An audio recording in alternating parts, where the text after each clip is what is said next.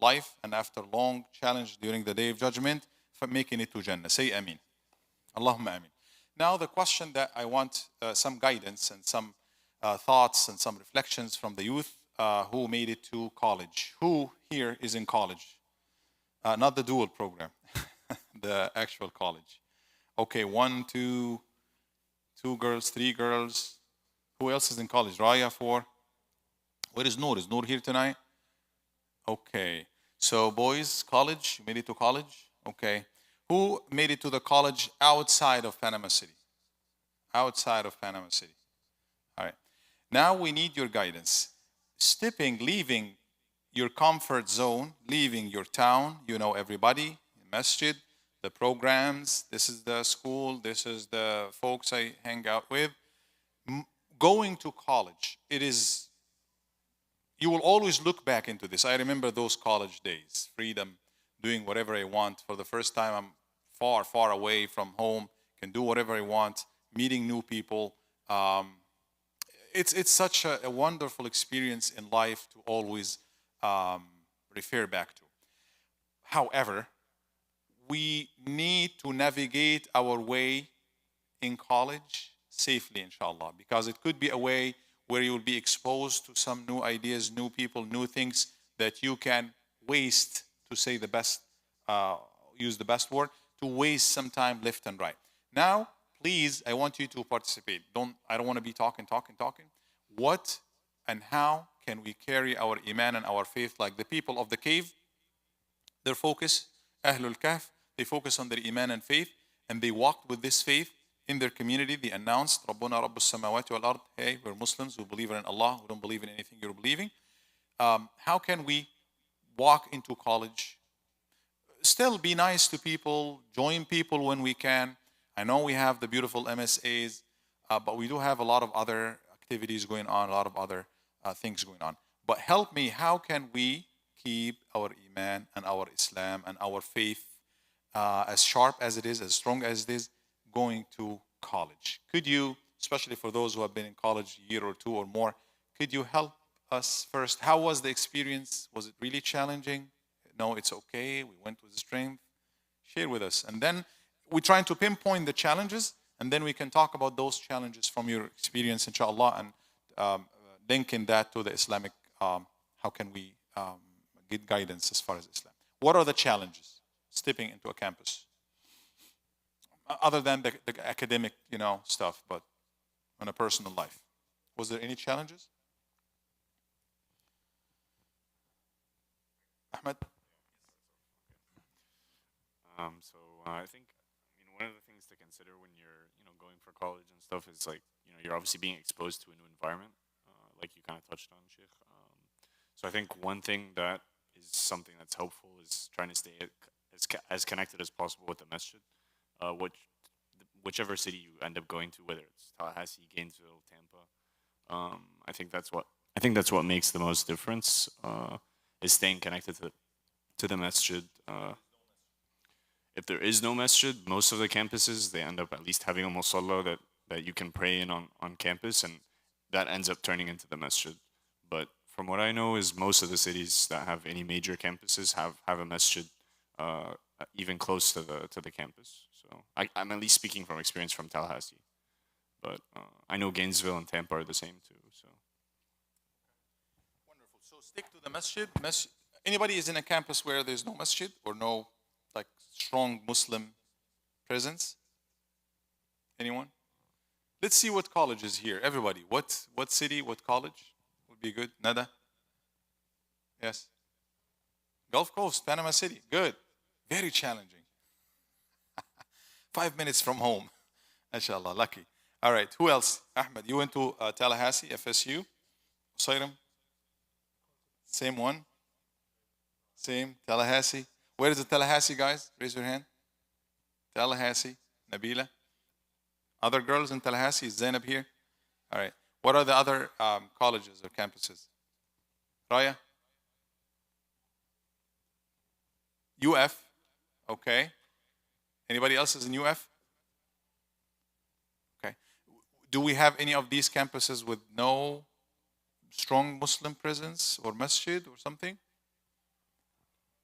No? Okay, so you're good. So the advice number one is it helped Ahmed to be close to the masjid. I think of a masjid at the ark of Nuh alayhi salam. If you are away from the masjid, away from the house of Allah, wallahi subhanAllah, sometimes I see people here, I've been here for years, like long enough, but this is the first time I see this brother when he's dying or he's dead, has been here forever. Why are we away from the masjid, the house of Allah? We shouldn't be away from the house of Allah. Always, I remember this story. It's figurative. It's true, but it's figurative. There was this father in Egypt who was teaching his kids. This is the story. One of his kids, one of his boys is saying it. He said, from early on, our dad was telling us, because every corner there is masjid. You go to a mall, there is masjid. You go every street, 4 or 5 masjids in the vicinity. So he said, when you ever get lost, get to the masjid. Whenever you get lost, just get to the masjid, and I will find you there. That was physical, like you look for your child, khalas, he's lost. Go to the masjid, he will go to the masjid, you will find him. He grew up with this and he said, until now, it's helping me. I always remember my dad's words, whenever you get lost, get to the masjid. So we don't want to wait until we get lost to get to the masjid, but we need to be connected to the masjid, the house of Allah. That is always going to be good for you.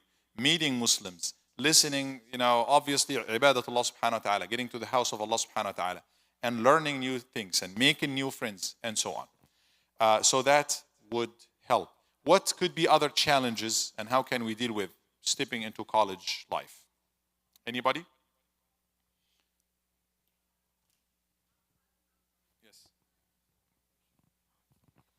So this may actually sound counterintuitive, but you actually have a lot of free time in college. It doesn't seem like you do, but even looking back, when I was there, when you're going through it, it seems like you're really busy, you have a busy schedule, everything you're doing, but the reality is there's actually a lot of free time.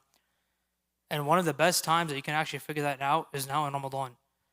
Because if you think about it, in Ramadan, you're generally more consistent with Fajr, you're more consistent with coming to Isha. And if you reflect, you realize how much time of your day is actually spent sleeping, especially with knowing you have to break your fast and so forth. You're able to really figure out what you're doing a day in Ramadan. And if you just applied that same framework to a normal day of college, you would find that you actually have a lot of time. From the day that you wake up to when you eat, you actually just think about it, you do have a lot of time. And one of the regrets that you may have after you graduate is I didn't spend that time usefully. Sure, you would finish your degree, you would finish whatever you're studying for, which there's ajr in, there's benefit, but what outside of that did you earn? What outside of that did you expand upon spiritually, whatever it is? That's something you also have to focus on. How much more Quran did you learn? What other things did you do outside of anything related to extracurriculars or your education? The second point I want to mention, which sounds like a cliche, but it actually just is the reality, which is your relationship with the Quran. That is the biggest thing that I can mention. It's not a challenge, it's something to help you against challenges, which you have to dedicate every single day a portion to reciting the Quran. And I've tested this myself a day that I've had a final exam the next day. If I were to calculate the amount of hours in the day, there's not enough time for me to get to the material or do questions. But I was like, whatever, I'm still going to dedicate reciting the Quran. You do that, and the barakah is not necessarily that you will have more hours in the day, but the barakah will come in a way that either the material will become easier for you to understand, or Allah Azza wa Jal will just give you fath, and you're just comprehending everything. But you really have to make sure that you're making a portion every day to recite the Quran, and there's no time that you will give to the Quran, even in those challenging times, except that Allah will give it back to you in a way or another. I've seen it happen where even maybe the day that I'm studying, it doesn't help me, but I've noticed at the time I dedicated to the Quran, when I'm taking the exam becomes easier. So some way, one way or another, it's got to come back to you. So that's the best advice I can give. Okay, this is kind of interesting that you do have a lot of free time at college. That's what he said. Or at least use the idle time, if you wish. He took me back to the days I was commuting to college. I would get to 3 different transportations before I make it to college. I get to a bus, and then the metro, subway, and then another microbus before I get to college. So I have like 2 hours one way just getting to the college, which is like probably if you're going straight, it's gonna be probably 30 minutes or something, but it's the traffic of Cairo. So I remember those days we didn't have phones. That's before the iPhones and what have you. So I have my mushaf, and that makes me feel old now. Newspaper. There was something called newspapers. You get it in the morning. That's the update that you have. So I remember, wallahi, I did not realize how much I can, alhamdulillah, I was hafiz then, how much I can read in this half an hour here, 45 minutes here. It's every day. It happens every day. In my way back, usually in my way to college, but back I'm usually exhausted. But I would cover the whole Quran, I don't remember, but just in the course of a few days or something. And then I have the newspaper, I read all the articles and everything. That's just while most people are not doing anything, just sitting, watching, staring at the trees or what have you. So utilize the idle times that you're not doing anything to probably do something that could benefit you, especially connect with the Quran. Number one excuse, especially from adults, when Quran is mentioned, memorizing, reading, learning, it's too late, I don't have time. Actually, adults and like old and young grown-ups, everybody, I don't have time. They think you have to make time. And I remember one of my teachers was saying, if you want to make time, you will make time. He was saying it this way. If you want to make time, you will make time. So, yeah, think of the example of Ramadan, and you do. Allah Azza wa Jalla did give us all the time, inshallah. So let's utilize it in a good way, not wasting it, especially that prime time. You are in the prime time, college right now. All right, any challenges at college? So we could possibly think through it and reflect upon it together. What else, when you stepped to college, what was different? What was challenging? Noor, other than missing the masjid, you got this yesterday. Anything you can think of? Raya, I don't want to put anybody in the spot, but just share the experience with us. Hold on. Everybody can hear her? Go ahead.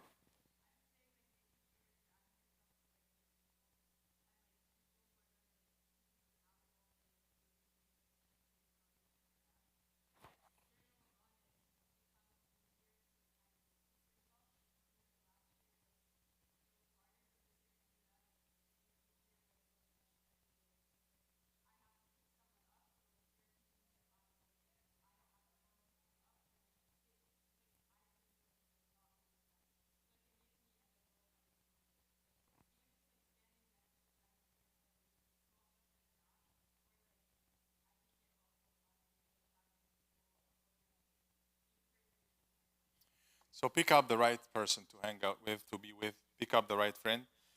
Again, I'm talking a lot about myself. Anyway, I remember this, one of my best friends, but his name is Saeed. He's in Emirates now. Ghafarallahu lahu. May Allah forgive him. That's his style. He would always talk in such a way that, what are we going to do after we finish college? What is the purpose in life? That's the way he talks in general. It's like, okay, so what? We finish college. We have to do good. And then, so what? Then what? What are we gonna do? So if you hang out with him, I was hanging out with him a lot, but I wasn't listening to whatever he has to say.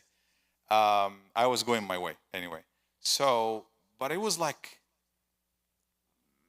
what is the message? There's no point in anything. Everything just doesn't make sense. And so you really need to hang out with. I was going to college. And then I would go to Jami' al-Azhar, which is a masjid like this, but that's the free studying.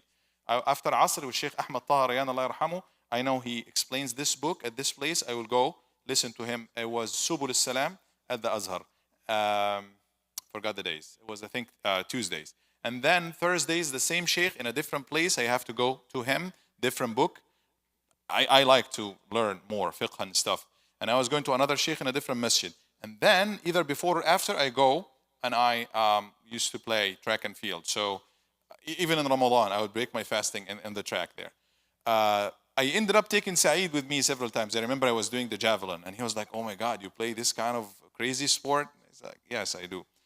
So he was looking up at me and saying, yes, mashallah, oh yeah, you can do a lot. So point is hanging out with the right friends or not to hang out with the wrong folks would really make all the difference. So sahib sahib, al-mar'u ala dini khalili. That's what the Prophet ﷺ said. You really need to be careful who you are spending time with because they take you the wrong way. Mustafa, make sure you hang out with the right folks like Ahmed and Ali. Okay? All right, what could be other challenges and what could be the ways to? So now we have, guys, those who are going to college, stick to the masjid or the Muslim community. Have some kind of good friends to be the safety net for you, inshallah. You support one another. It's not only they will be helping, you will be helping you, they will be helping you, you will be helping them, helping one another. Make time, utilize the time. You had a lot of time. That's not only for college people, it's for everybody, because we do have time even though we think we don't have it. What else? What is number 4? Any challenges or any things to reflect on as far as those who went to college? Abdullah. This question is directed to people who are in college or already finished college. How do you think we tackle, I don't want to say being embarrassed, but being shy to like practice Islam in public as like a Muslim minority, and you know, you feel shy to pray in public or in front of people or stuff like that? Very good question. I would echo that with the hijab. The sisters just walking with hijab in the campus. That's, wallahi, subhanallah, you're so strong, mashallah. People who, anybody? Yes, I got an answer for you. So, you know, when I first got into college, I used to have this feeling because, you know, you feel like you want to assimilate, especially that when you get out of your town, like here, Panama City, for example, you're in a community, your friends are Muslims, your neighbors are Muslims, you know a lot of Muslims. But then when it's still like a bubble. But when you go to college, you probably will be the only Muslim, or maybe there's 10 more, right? It depends where you go. But it will take at least a year for you to start finding people. So naturally, the human being wants to assimilate, and he thinks that's a good thing, so he'll be accepted, right? But believe it or not, when you starting with pronouncing your name the right way that you pronounce it in your language, when you pray, when it's time for prayer in front of people, when you practice Islam in front of people, actually that will increase. I realize that it does increase the respect of people to you, whether they're males or female students or even teachers. And it's also a form of da'wah. And when people come and ask you, and you feel like the first time you might not have all the answers for them, but that will make you go and research. And that will strengthen your iman even more. And then you want to do this again so they can ask you, or you want to go and answer their questions. And when you answer and see people how they're interested, naturally you feel that you are more brave, and you actually want to, that's something that will make you feel better that you're a Muslim. And you want to show off that you're a Muslim because now you learned how being a Muslim is much better than not being a Muslim. And then you start seeing the students around you who do not practice Islam, you feel like they're lost, like they're going into a wall. They don't know where they're going. They don't know what they're living for.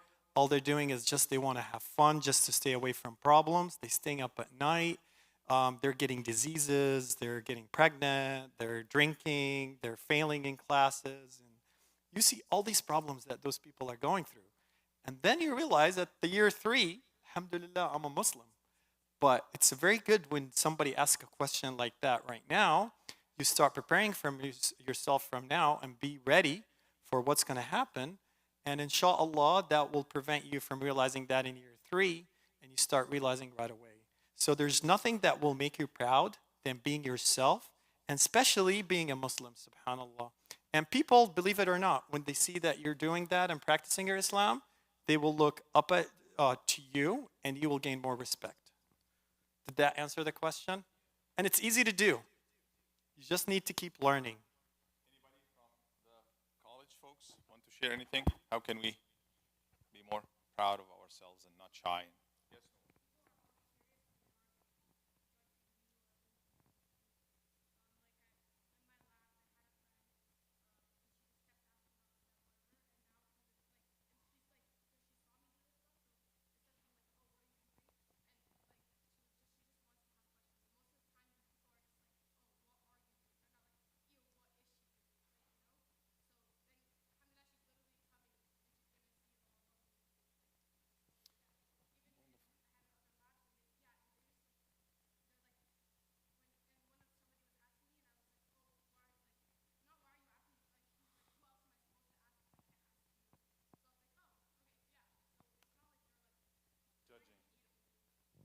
Right.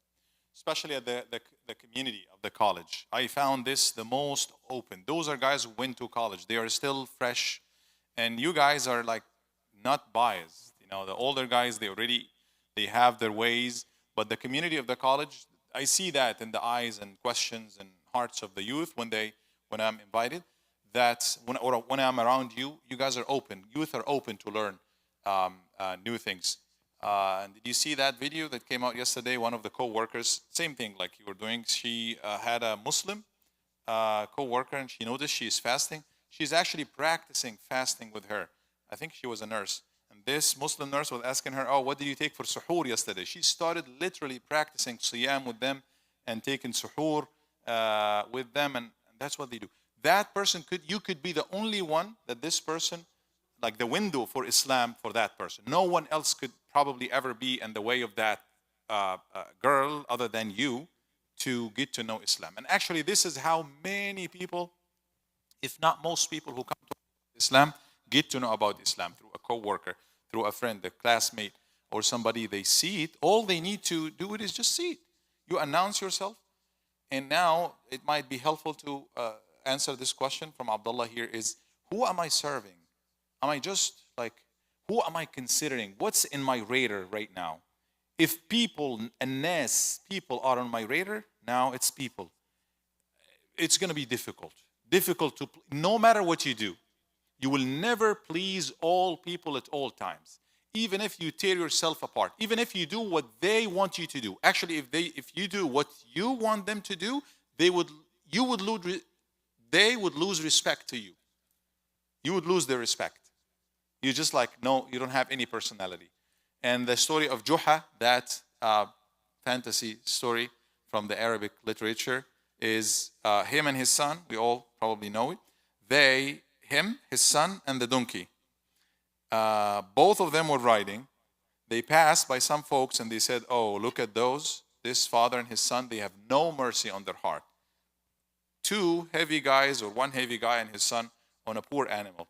Okay, so Juha said, all right, let me just get down and let my son ride. So his son was alone on the donkey. They passed by some other folks. What is the comment now? No respect. You don't respect your dad. You are riding and your dad is walking. He said, okay, so let me ride the dad, and now the son is walking. They passed by other folks. Do you think there's going to be a comment? Yes, what was the comment? No rahmah. Yeah, he's not merciful. He's letting his son walk and he's riding. And then he said, okay, none of us would ride. Three of us are walking, the donkey, both of us. They passed by some folks, and what did they say? Crazy. You have a donkey, and you're walking. What? Okay. There's only one other option. They carry the donkey. And even if they do that, they will be super crazy. So you cannot make everybody happy at the same time. That's what the Nabi sallallahu alaihi wasallam said or meant by the hadith, "Man ja'ala al-humuma hamman wahidan." If you make your concern as one concern, which is pleasing Allah.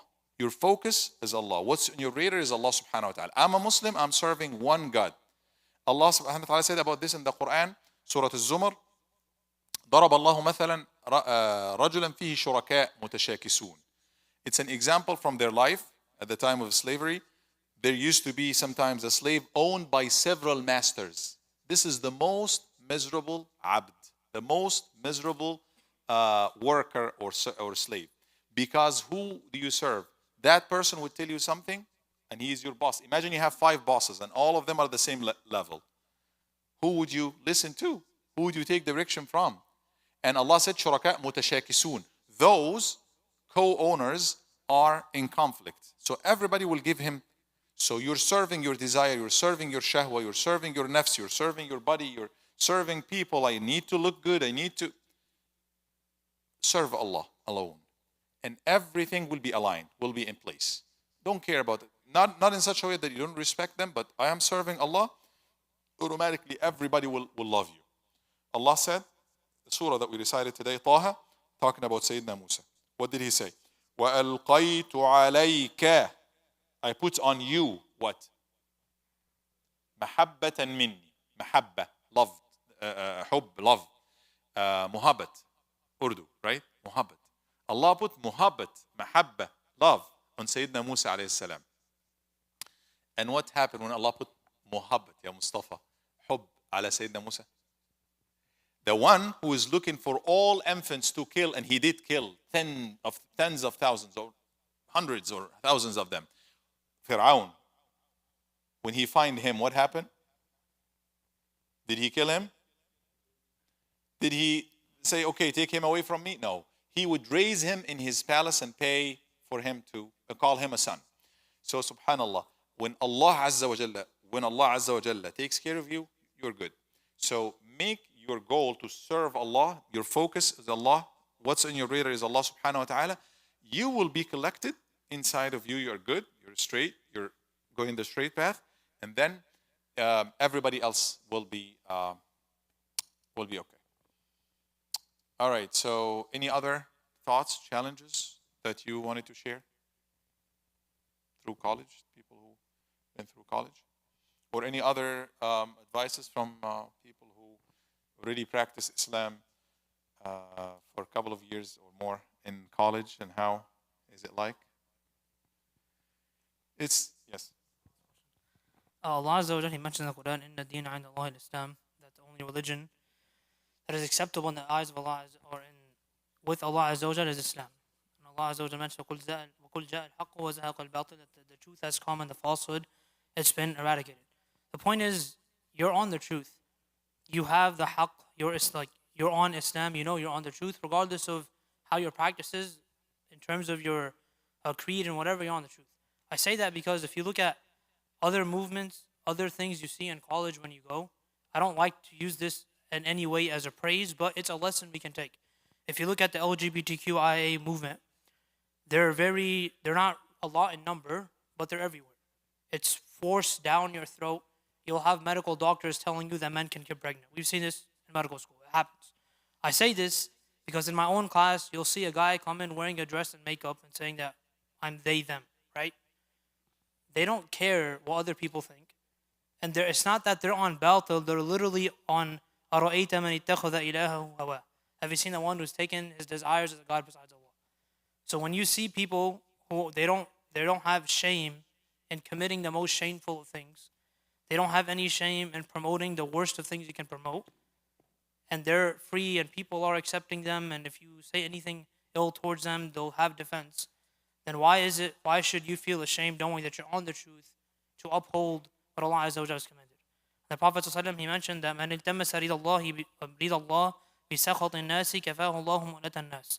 That whoever seeks the pleasure of Allah, and that seeking the pleasure of Allah and what he's doing causes him to get the displeasure and the hatred of people, Allah Azza wa Jalla will take care and will suffice him from the people.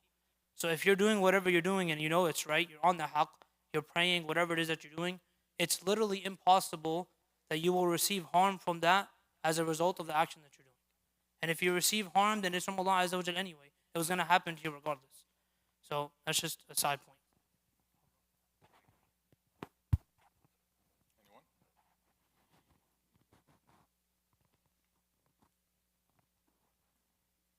Okay.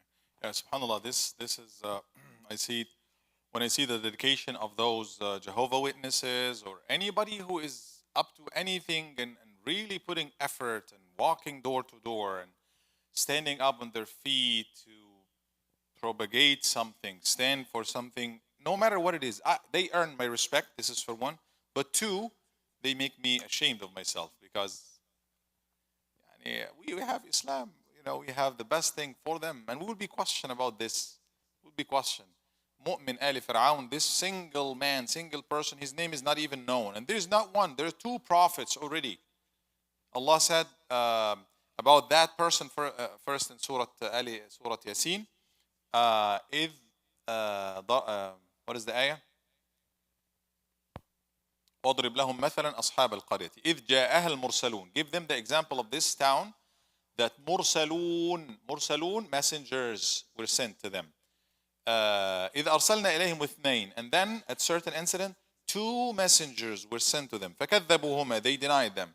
فعززنا بثالث, and then we sent a third, so 3 messengers, and then the people are not accepting, and at the end one Muslim person taking so much pride in his face, and he stand up, يا قوم اتبعوا المرسلين, oh my people, follow them, they are on the haqq. And also in the story of Musa alayhi salam, Musa and Harun, 2 prophets, and then وقال رجل مؤمن, a believing man stood up in the face of Fir'aun.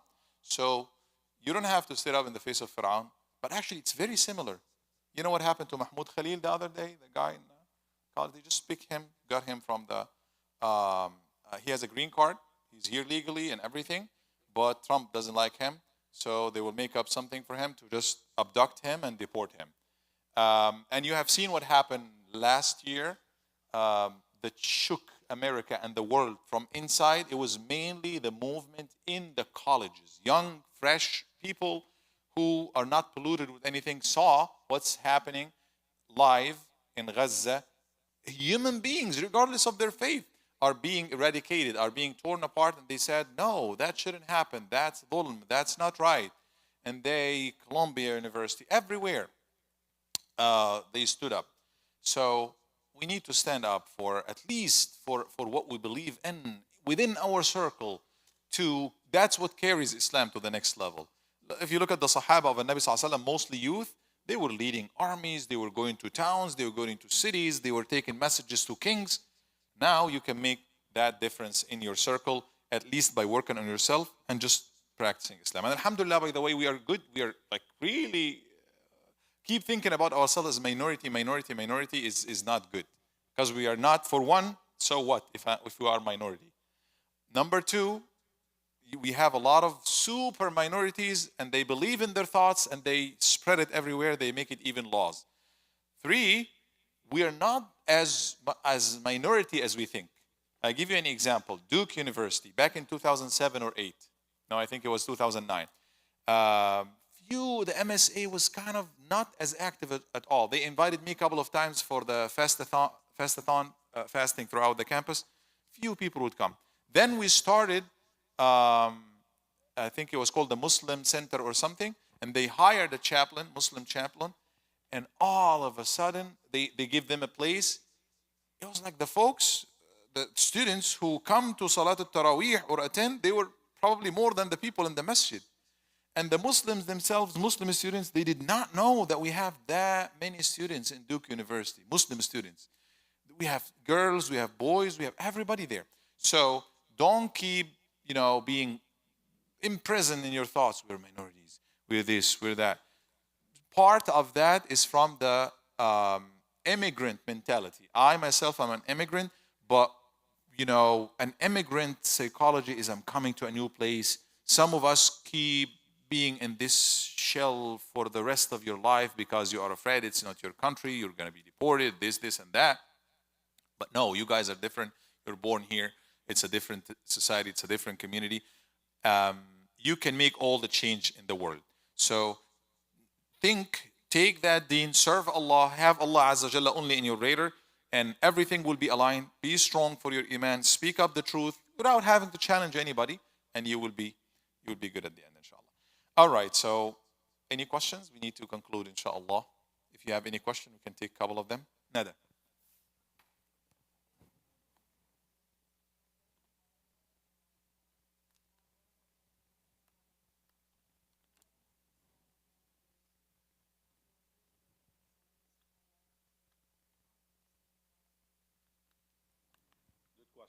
The question is about the ayah in Surah Al-Hijr. Allah said, we have given you sab'an min al-mathani, 7 of the mathani, pairs. What is that? Does this refer to the 7 verses in Surah Al-Fatiha, or it refers to the 7 longest surahs in the Quran? The Prophet ﷺ gives the tafsir. He said, لَقَدْ أُوتِيتُ I have been given Al-Fatiha, Surah Al-Fatiha, هي السبع المثاني. It is the 7 mathani pairs, وَالْقُرْآنِ الْعَظِيمِ. What is the meaning of mathani? You will see Allah subhanahu wa ta'ala giving you example, like giving you one scenario and the opposite. الَّذِينَ آمَنُوا وَالَّذِينَ كَفَرُوا. Those who believe, those who do not believe. He will give you those الصراط المستقيم, those who followed it, and those who مغضوب عليهم أو ضالين. Always will give you that. There is also pairs of everything. Actually, our creation, males and females, من كل شيء خلقنا زوجين. There's no third gender. That's what Allah said in the Quran. زوجين, pair of everything. Sayyidina Nuh, when he took 2 of everything. If he take one kind, or if he takes an elephant, 2 male elephants, one of them think, I am actually female elephant.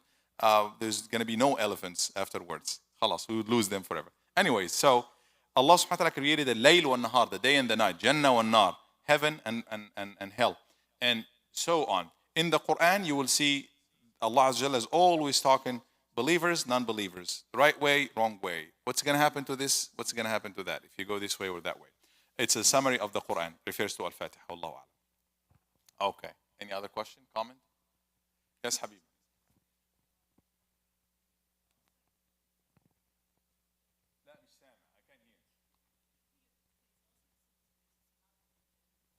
Jinns? Oh, that's going to be a whole talk for a different night. Because if I talk about jinn, that jinn back there, there's no jinn. Yeah, so, yeah, I would really, inshallah, maybe if you like, we can talk about jinn another night, inshallah. But they do exist, and they are creatures like us.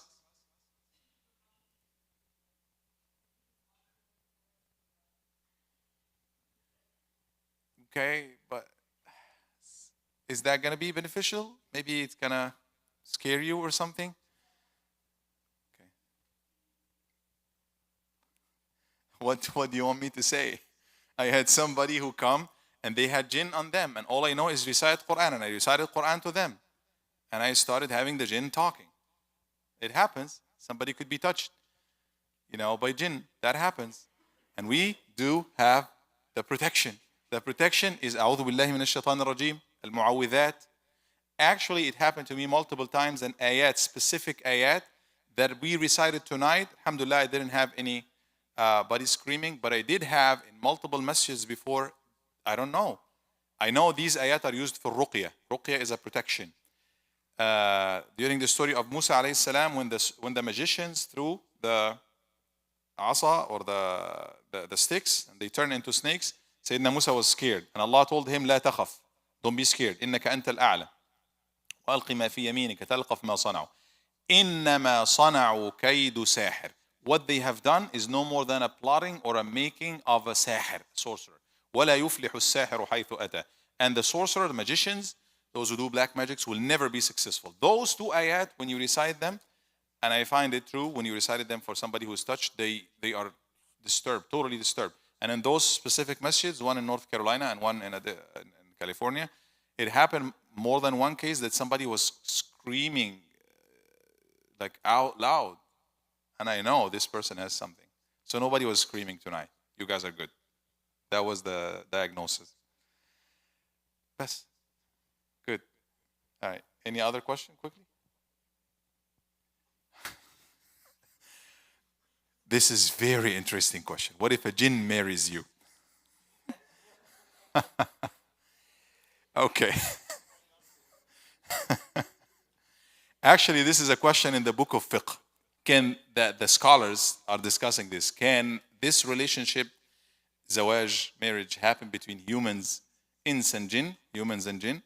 And there is a lengthy discussion about this, and some believe no, it cannot happen, because who will come?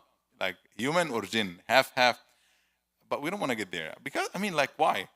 Why do we want to even talk about this? It's fine. Yeah. So all we need to know is they exist. Some of them are believers. We have a surah by the name of jinn in the Quran. They heard the Quran from the Prophet ﷺ. They said it's a wonderful Quran. They prayed behind the Prophet ﷺ, Salatul Fajr. Some of them are believers. Some of them are non-believers. They just have their own world, like the angels. But angels are all believers.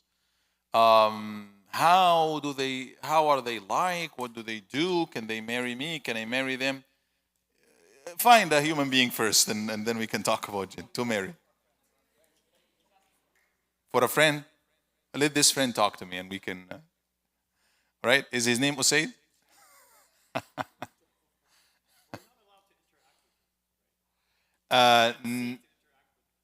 No, actually interacting between humans and jinn in general is okay, as long as you are not asked, because jinn have superpowers. It's superpowers for us, but it's normal for them.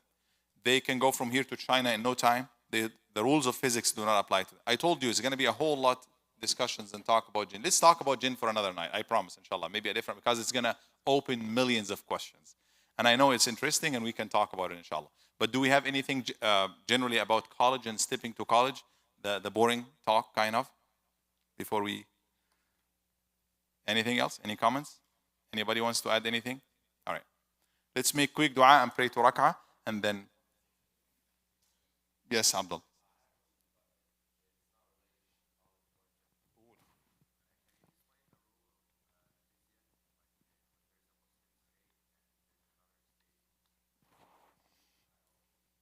Okay, this is, again, the heavy questions come as we are concluding, but fine. He's asking about jizya. What is jizya? Jizya is, it is this.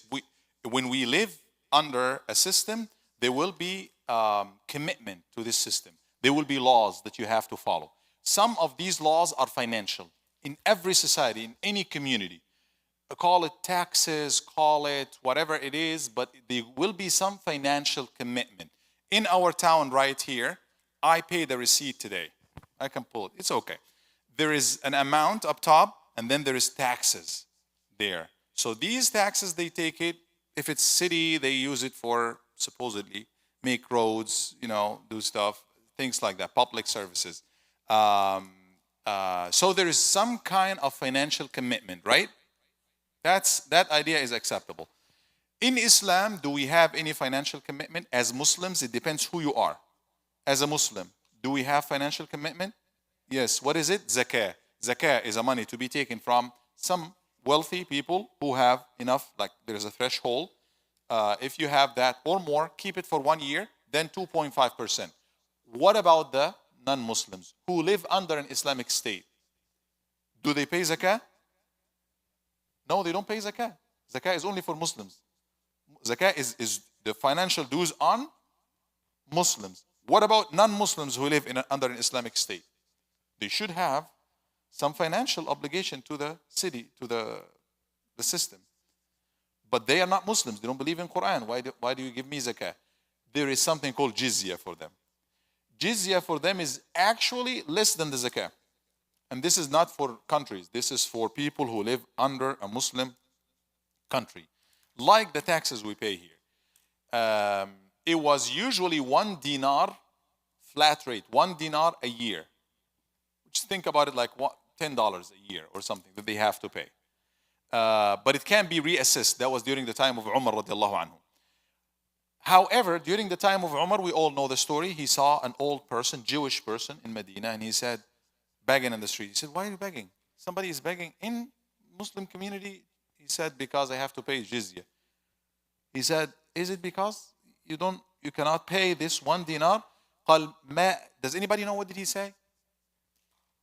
قال ما أفلحنا إن أكلنا شبيبته وتركناه في شيبته. We will never be a successful nation if we get the youth, if we get the best of that person, like he worked when he was young, and now in his old time we let him beg, we leave him.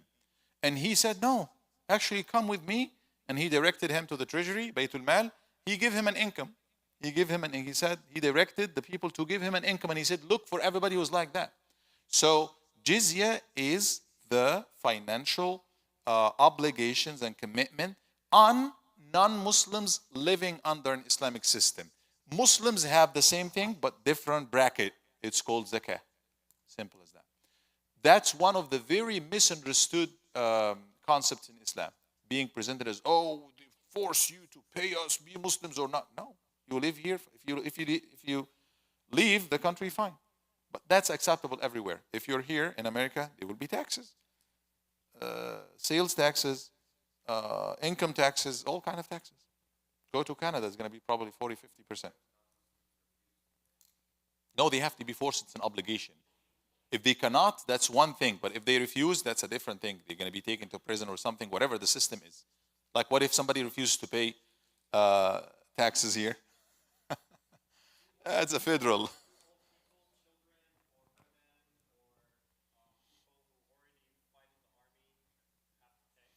That is a good thing too.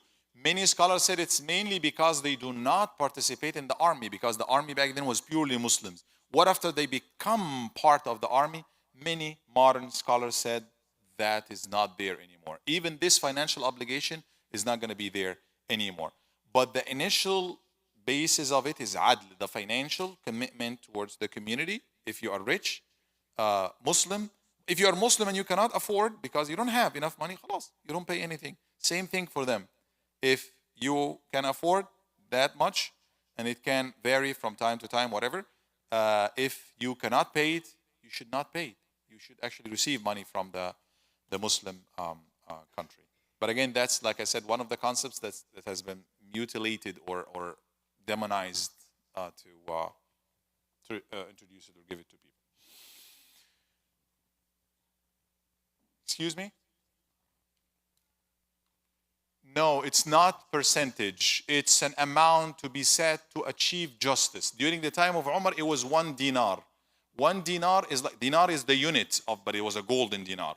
It's the unit of the currency. 1 dinar, I don't know how much, but probably it's like a golden coin in our time. How much is a golden coin? $200, $300 a year. And then when he saw this person, he said, you don't have to pay it. Actually, come with me. And he made this comment. This is very authentic. He said, we will never be a successful nation if we take his youth working on us and like helping us and everything, and now we leave him at old age. So that's the jizya in Islam.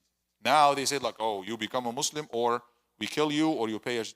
That's not how it works. And that's what was never how it was implemented during the Muslim history. Not even a single incident that's known, unless it's a abuse or somebody is not practicing or not understanding. Allahu A'lam. All right, so let's make dua, all of us, and then go to pray 2 rak'ah and leave, inshallah. Bismillahir Rahmanir Rahim. Allahumma ighfir lana warhamna ya Rahman Rahimin. Oh Allah, forgive us. Oh Allah, bless this gathering. Oh Allah, give us the best in dunya and akhirah. Oh Allah, direct our hearts to the right way. Oh Allah, fill our hearts with iman. Fill our hearts with the love of you and your Prophet and Islam. Oh Allah, give us strength, Ya Rabb al-Alameen. Make us true Muslims. Give us sincerity in our heart. Give us sincerity in our action. Use us for the best that pleases you, Ya Arhamar Rahimin. اللهم اغفر لنا وارحمنا فإنك أنت الغفور الرحيم. ربنا آتنا في الدنيا حسنة وفي الآخرة حسنة وقنا عذاب النار. وصلى الله وسلم وبارك على سيدنا محمد وعلى آله وصحبه أجمعين. Inshallah, we're going to pray 2 rak'ah. Ahmed would lead us.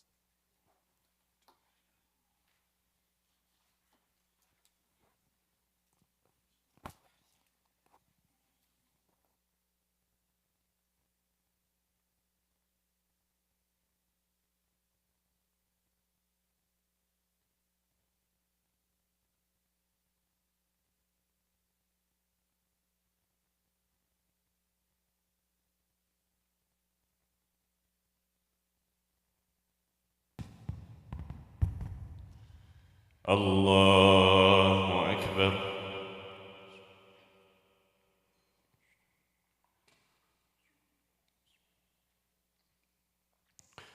الحمد لله رب العالمين الرحمن الرحيم مالك يوم الدين إياك نعبد وإياك نستعين اهدنا الصراط المستقيم صراط الذين أنعمت عليهم غير المغضوب عليهم ولا الضالين آمين.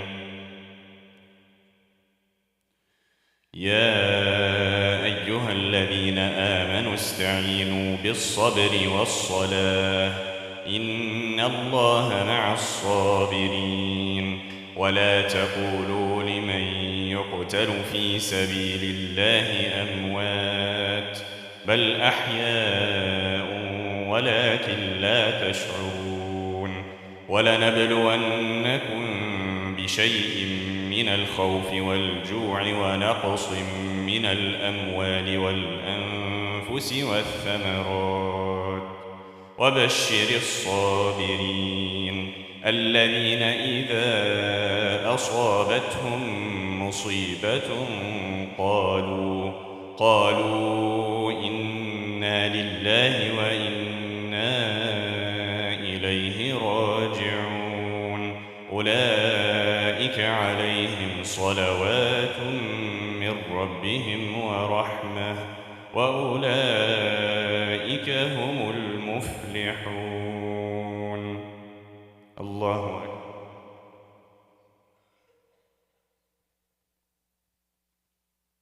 سمع الله لمن حمده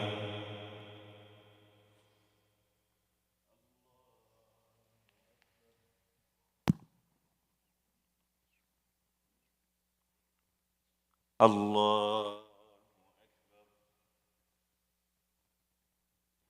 الله أكبر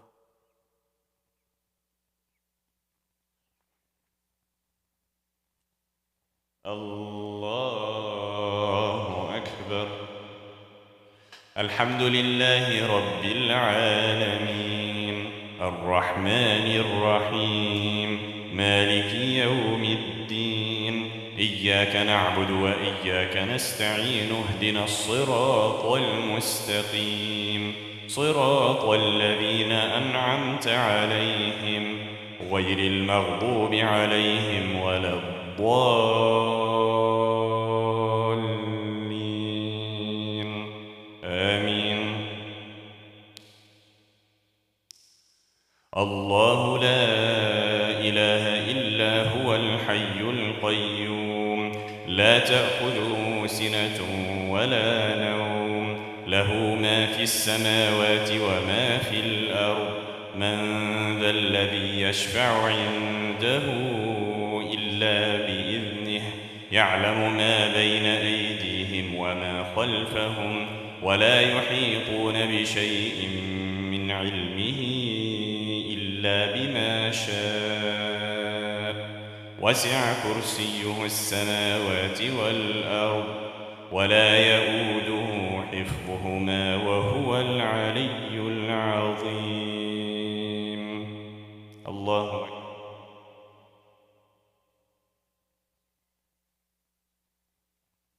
سمع الله لمن حمده الله أكبر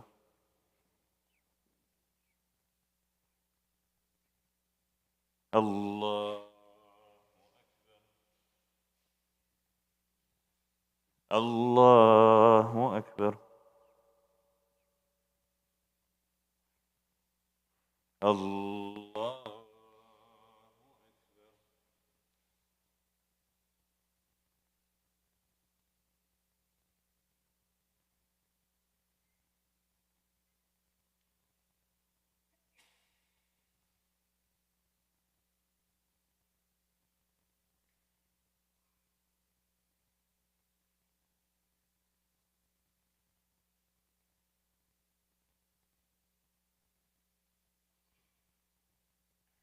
السلام عليكم ورحمة الله السلام عليكم ورحمة الله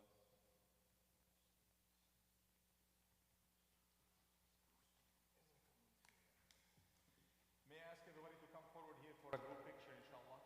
Let's take a group picture. Girls this way, boys this way. Please, all girls, join us here, inshallah.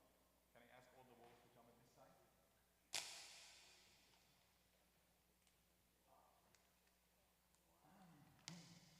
Come to the front here, inshallah. All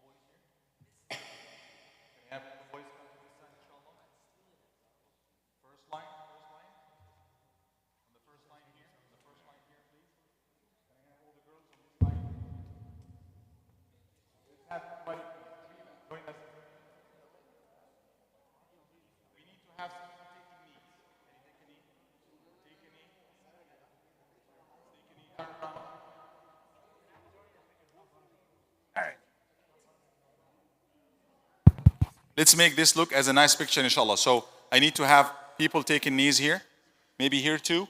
We need to squeeze. Come closer here. Come closer here. Take a knee.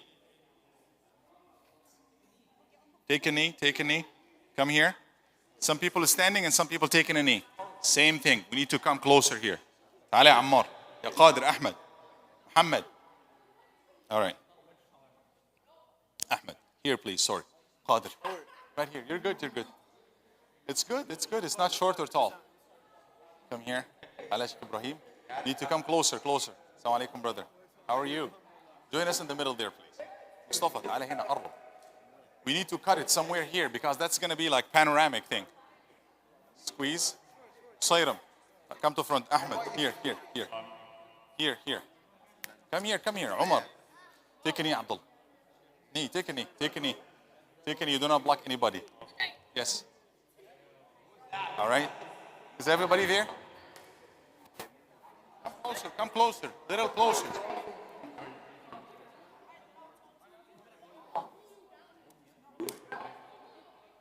Everybody look there. Look there, please.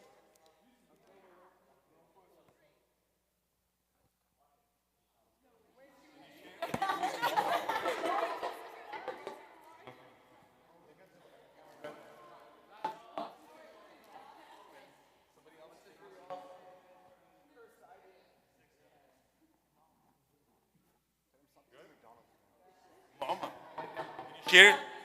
Thank you, guys.